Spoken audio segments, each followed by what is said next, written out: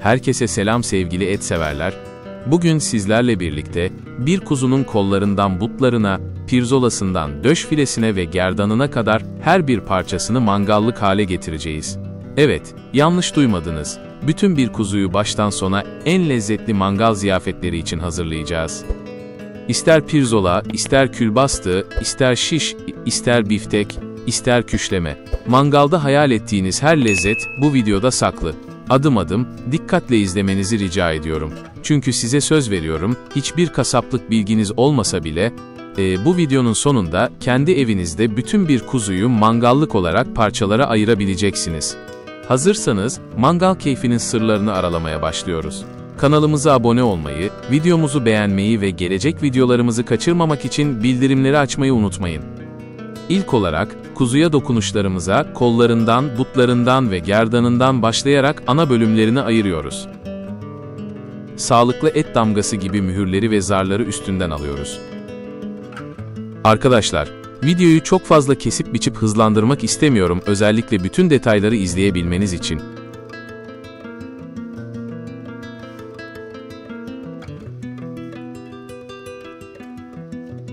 Karın boşluğu etleri, yağları ve zarları alıyoruz ve dikkatlice içine bakıp kesimden kalıntı varsa onları da temizliyoruz. Özellikle karın boşluğunda çıkan yağları ve etleri, diğer bölgelerde çıkan çıkıntılarla, biraz yağsız dana eti belli bir oranda karıştırılıp isteğe göre köfte ya da kebap çeşidi yapılabilir. Yani anlayacağınız üzere, kuzunun bütününü mangallık yapabiliyoruz. Hatta çıkan kemikleri de kaynatıp suyunu çorbaya, pilava ve yemeklerimize kullanabiliriz. Aklımıza gelmişken bunu da not düşelim.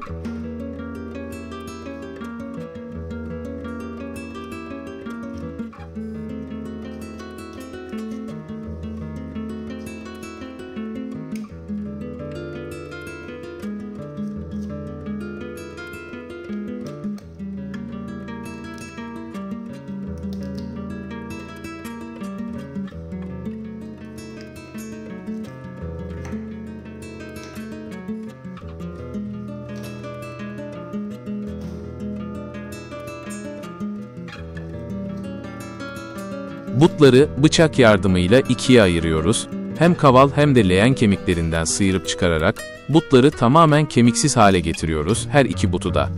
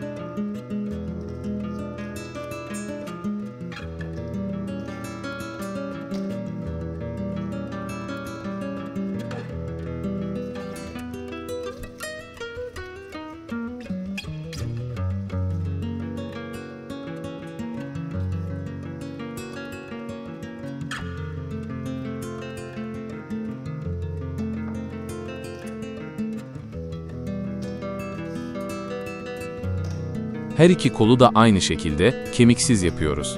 İlk önce kürek kemiklerini, ondan sonra da kaval kemiklerini sıyırıp eti tamamıyla kemiksiz yapıyoruz.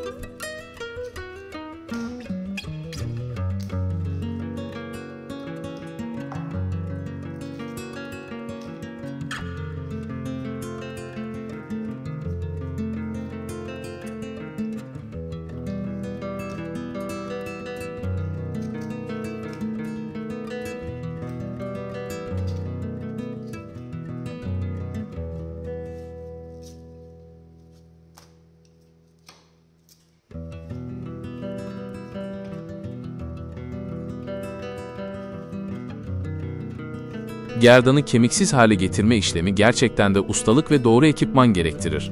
Dediğiniz gibi ince uçlu bir kemik sıyırma bıçağı bu iş için idealdir.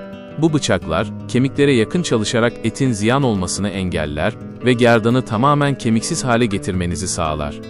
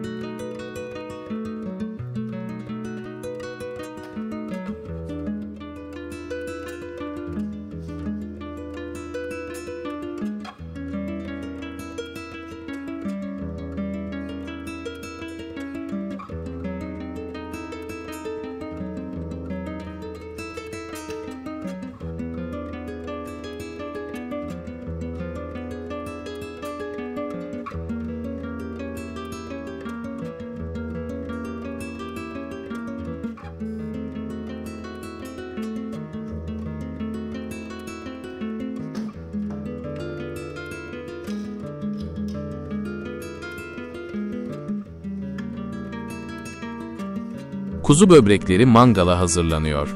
Kuzular temizlenirken böbrekleri genellikle üzerinde kalır ve bunlar ayrılıp mangallık olarak hazırlanır.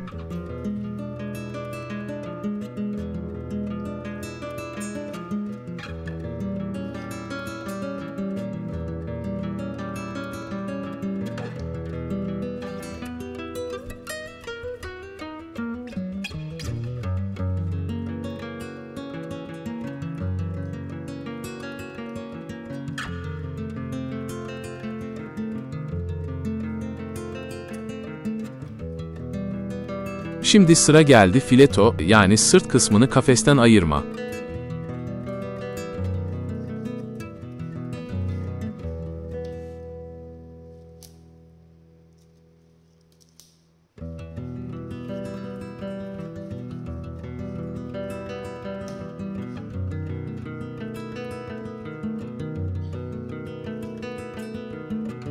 Şimdi kuzu kafesten hem normal pirzola hem de döş pirzola çıkaracağız. İlk önce düzgün bir şekilde zarlarını ve bütün sinirlerini temizliyoruz.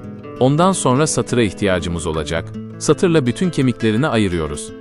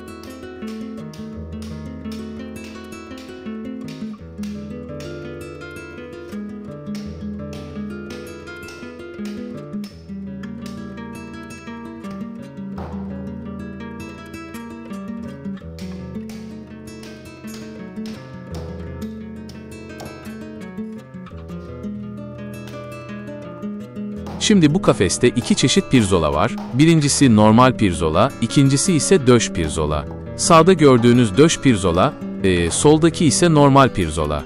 Bunları da satırla ayırıyoruz.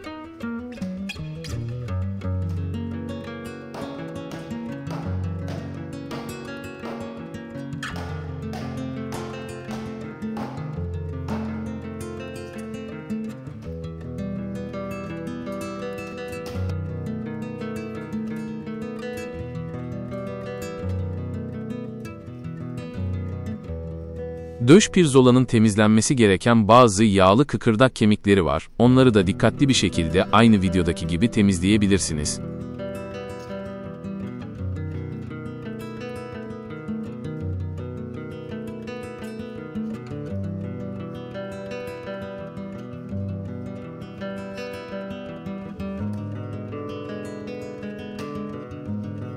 Şimdi kıkırdak kemiklerini temizledikten sonra sağda solda fazla sarkmış etler varsa onları şiş için ayırıyoruz.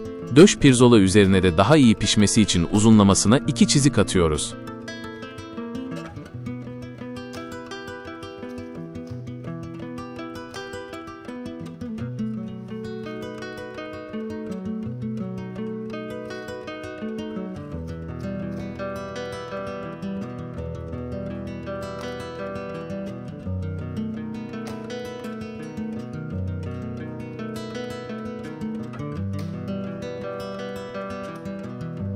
Şimdi sıra geldi filetoları sıyırmaya.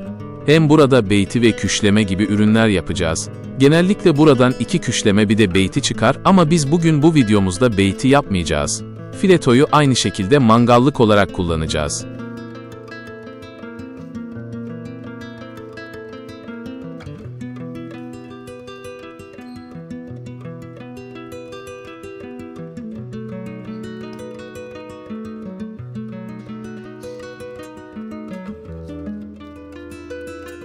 Aklınızda bulunsun şu an çıkardığımız küşleme.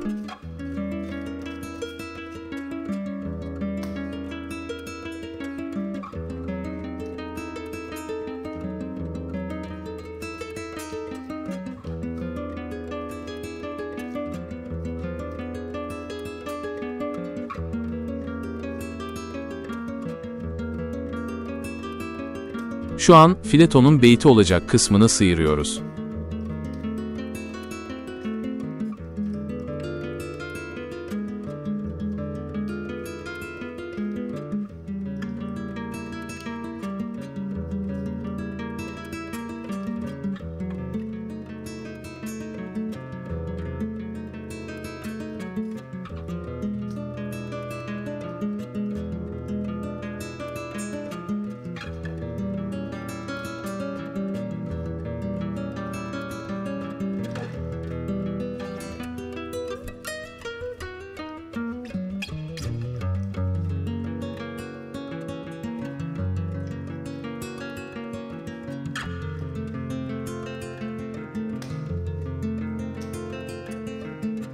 Şimdi bu güzel yumuşak bölgenin bütün sinirlerini ayıklayıp ince ince mangallık doğruyoruz.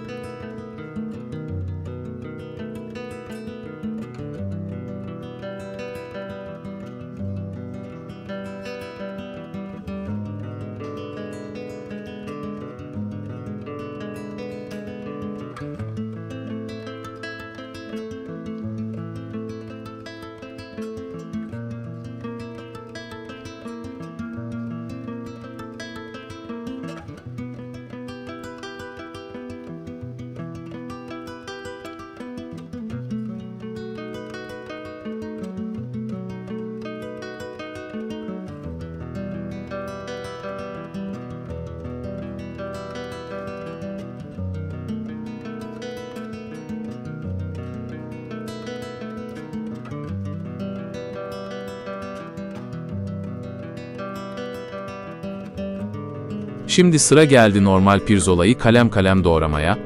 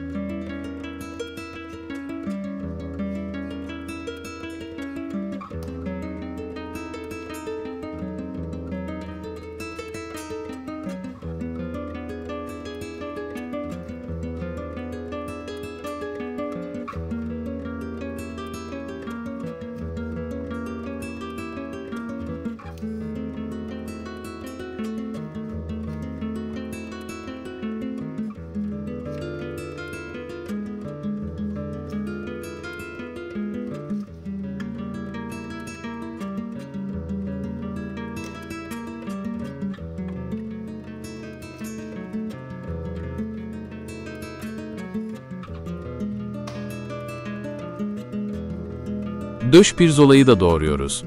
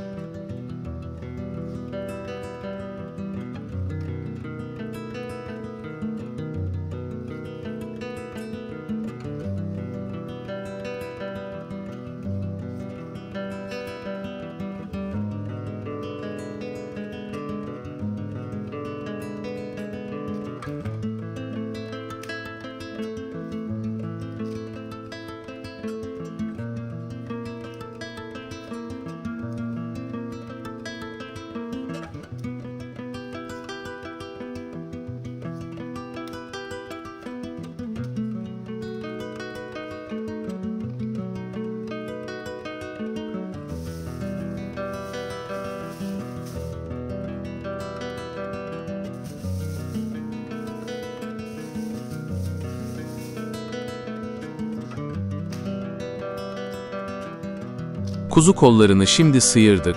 İlk olarak sinirlerini ayıklayarak özellikle külbastı biftek olacak ürünleri hazırlıyoruz. Şişlik olacak kısımları da ayrıca kenara ayırıyoruz.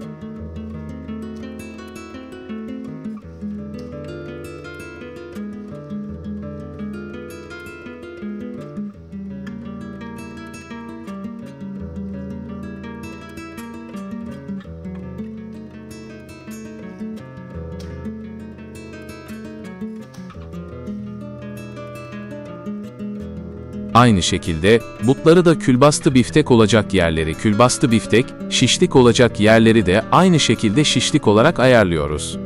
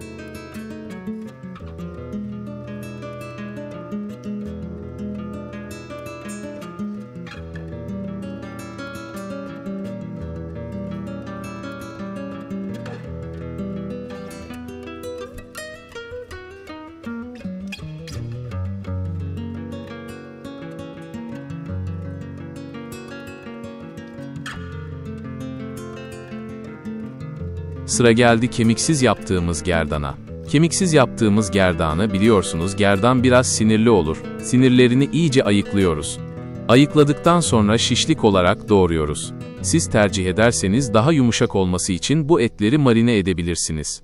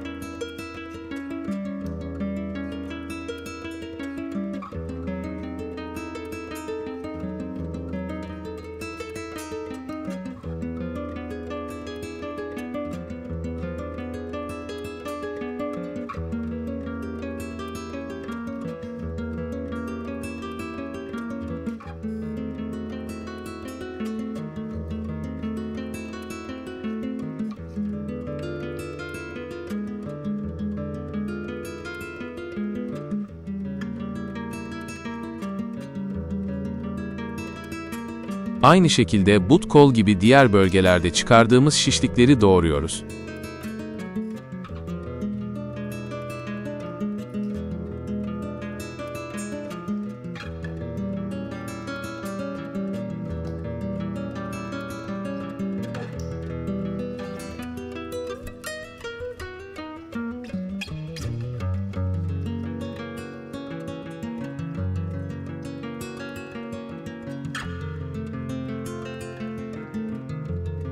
Bütün doğradığımız etleri şişlere diziyoruz.